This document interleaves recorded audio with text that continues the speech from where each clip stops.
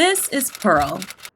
After the death of Kevin Samuels, Pearl was able to claim a seat in the Black manosphere by touching on a lot of the same talking points that Kevin Samuels did. Women that don't have children are on antidepressants. I think it's better to have the right woman, but I don't think they really play a part in a man's success. Not really. Pearl is currently under fire for an interview that she did with Nick Fuentes, who is a known racist and anti-Semitic, specifically for comments that she made about slavery. You're saying, why is the Holocaust special? Yeah. But you kind of deny it happened. You deny parts of it don't seem realistic to you. You think they were embellished upon. I think they're embellished, yeah. This sounds similar to the slavery stuff too. And I'm not trying to say it wasn't horrible. It was. Right. But they want to make it more horrible. As you can probably imagine, these comments did not blow over well with the Black community, and we saw an onset of videos and panel discussions from Black content creators in a trend that I like to call selective Black outrage. So it looks like the Black manosphere recently experienced white savior complex gone wrong. Just pearly things, just pearly things. My thoughts on Just Pearly Things are and always have been that something seemed off about her. It didn't seem genuine, but more specifically, I couldn't quite understand why she's been trying to stick her nose in Black spaces when she clearly doesn't take the time to educate herself on the Black experience. Too soon? Before all of this blew up, one of the common complaints that I saw about Just Pearly Things is that she incorporated Black people on her platform. She gained a mass following of Black male viewers, but when it came to discussing Black issues, the Black experience, Black dynamics that impact the relationships that she talks about on her platform, she was kind of mum on it.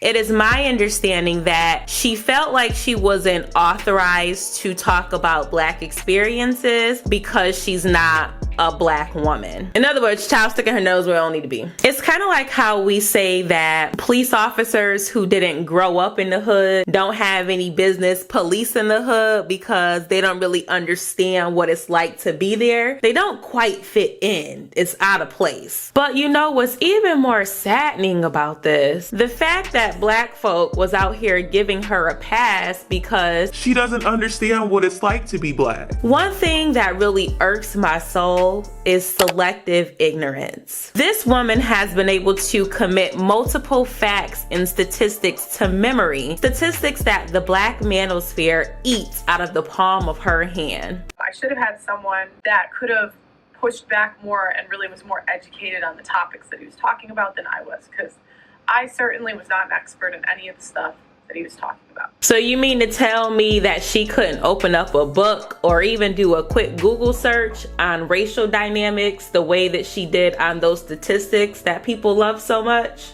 Again, selective ignorance. But here's the other thing. When I see clips of her content, she definitely does have people who are not Black on her platform. But a good amount of the people on her platform, they're Black folk, okay? I think we can all agree with that. Follow my train of thought, y'all. We here. Just Pearly Things rose to fame. She amassed a large following of Black men who watch her content. She brings a lot of Black people on her platform to discuss relationship dynamics. A lot of times, the women who come on that platform are not received in a positive way by her Black male viewers. And now when you bring Black women on your platform who say things to reinforce the negative stereotypes or ideas that Black men already have about Black women, all of the statistics, all of the information, all of the things that you say that really make modern women look bad, it now turns into, this is how I see a Black woman. It's kind of like when you watch the news and a Black person is a victim of a crime, and instead of using a standard photo, they'll use a mugshot because it subconsciously triggers biases that viewers have against Black people. Now, I am not saying that this is something that Miss Pearly Things is doing intentionally, but I do think that it's something that is is working in her favor. There is nothing profound about what this woman is saying. She has identified a population of Black men who are frustrated for several different reasons with Western Black women, and a good chunk of the women that she brings on her platform are representative of the women that Black men are frustrated with. But enough of that. I want to go back to this idea of selective Black outrage. So I'm sitting here and I'm just watching all of the videos pop up about just pearly things, right? Trending topic, everyone's trying to cover it. And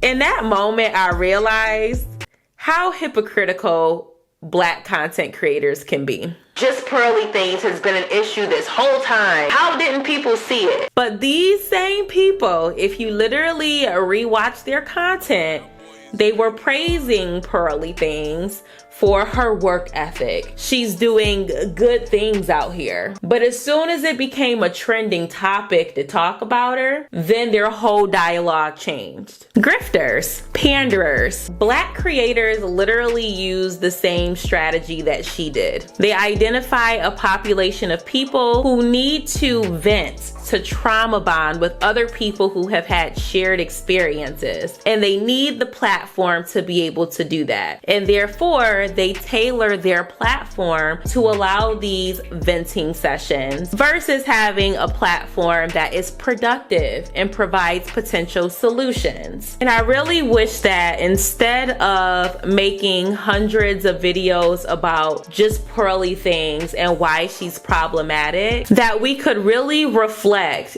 do that inner work, that introspection to figure out how we allowed that to happen in the first place. How sad are we as a community of people where we allowed a woman who doesn't look like us, doesn't understand anything about us, nor tries to understand anything about the Black experience to be a spokeswoman for Black men?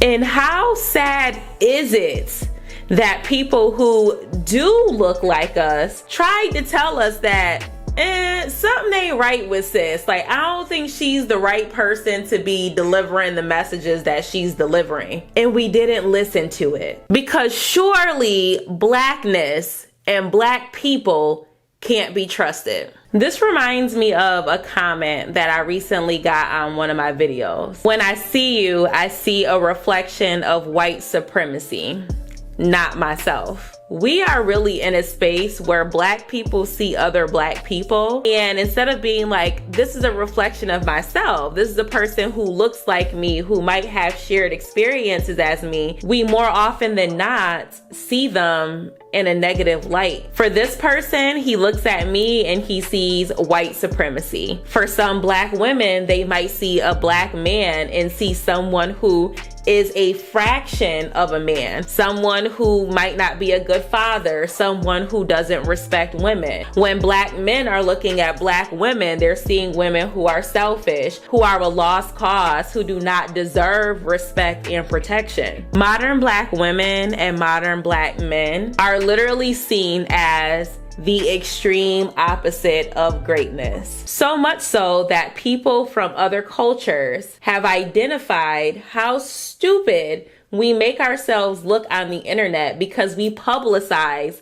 the disdain that we have for one another. We show other people that we cannot be on one accord, and therefore it is easy to infiltrate the Black community in America for personal gain. So when it comes to selective Black outrage, or even Black outrage altogether, I no longer have any. It's exhausting, it's mentally taxing, it does more harm to my well-being than good. I'm just in a place where I'm vibrating off of a frequency of love, and I just don't see love.